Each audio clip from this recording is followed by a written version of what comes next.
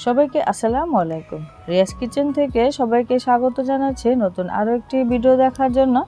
আজকে আমি করে দেখাবো কাঁচা আমের ক্যান্ডি, যেটা বছর জুড়ে আপনারা সংরক্ষণ করতে পারবেন বানিয়ে রেখে। আবার বানানোটাও কিন্তু খুবই সহজ, খেতেও অত্যন্ত মজাদার। এখনও কিন্তু কাঁচা আম প্রচুর পরিমাণে পাওয়া যাচ্ছে, তাই আপনারা এখনই তৈরি করতে পারেন।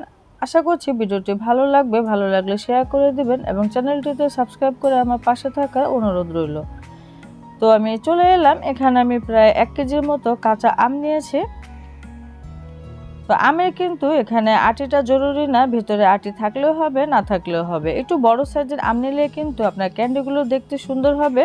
তো আমগুলোকে আমি খোসাটা ছাড়িয়ে তারপরে এভাবে করে কেটে নিয়েছি। আমি কিভাবে কেটে নিয়েছি আপনারা দেখে নিশ্চয়ই বুঝতে পেরেছেন। একটু মোটা করে কিন্তু আপনাকে আমগুলো কেটে নিতে হবে, কারণ এটা শুকানোর পরে কিন্তু এমনিতে অনেক চিকন হয়ে আসবে।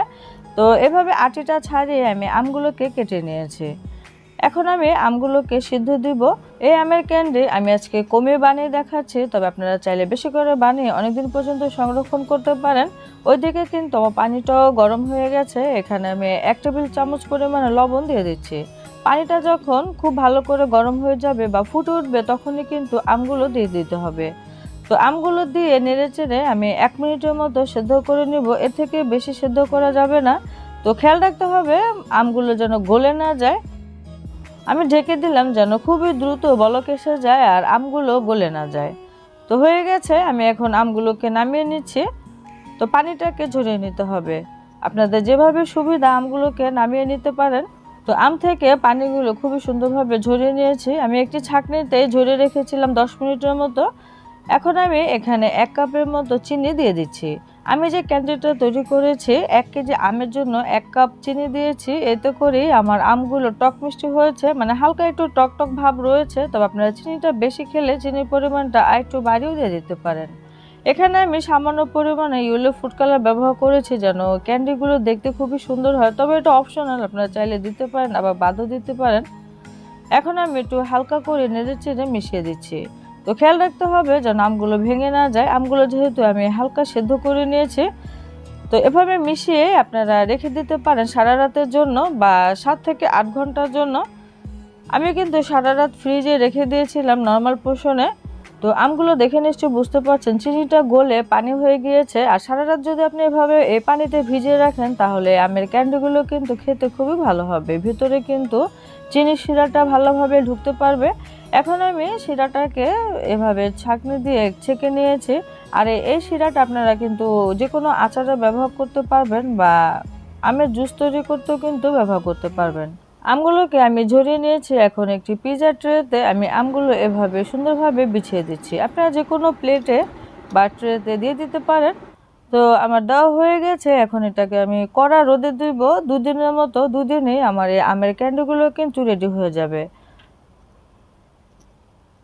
তো সারাদিন যদি আপনি 2 দিন রোদে দিতে পারেন, তাহলে আমের ক্যান্ডি খুবই সুন্দরভাবে কিন্তু এরকম শুকিয়ে আসবে। আর রোদে যখন দিয়েছি তখন কিন্তু আমি একটু উল্টে পাল্টে দিয়েছিলাম যেন এ সাইড ও সাইড দোনো সাইডে আমগুলো খুবই সুন্দরভাবে শুকিয়ে যায়। এই কাঁচা আমের ক্যান্ডির কালারটা কতটা সুন্দর এসেছে আপনারা দেখে নিশ্চয়ই বুঝতে পারছেন। আমি একটু কাছ থেকে দেখাই। আর আমটা কিন্তু খুবই সুন্দরভাবে শুকিয়ে গেছে, আবার শক্তও হয়ে যায়নি, আবার ভেতরে পানিও কিন্তু রয়ে যায়নি। তো হালকা একটু সফট থাকবে, আবার কিছুটা শুকাবে, এরকম করে আপনাকে শুকিয়ে নিতে হবে। তো আমের ক্যান্ডিগুলো রেডি হয়ে গেছে। এখন এখানে আমি কিছুটা সুগার পাউডার বা চিনির পাউডার মিশাবো। আমি কিছুটা চিনি ব্লেন্ডারে ব্লেন্ড করে নিয়েছি, এখন এই আমের ক্যান্ডিতে মিশিয়ে দিচ্ছি। এখন এই ছাঁকনিটা ঝাঁকিয়ে আমি আমের ক্যান্ডির উপরে কিছুটা চিনি পাউডার দিয়ে দিচ্ছি।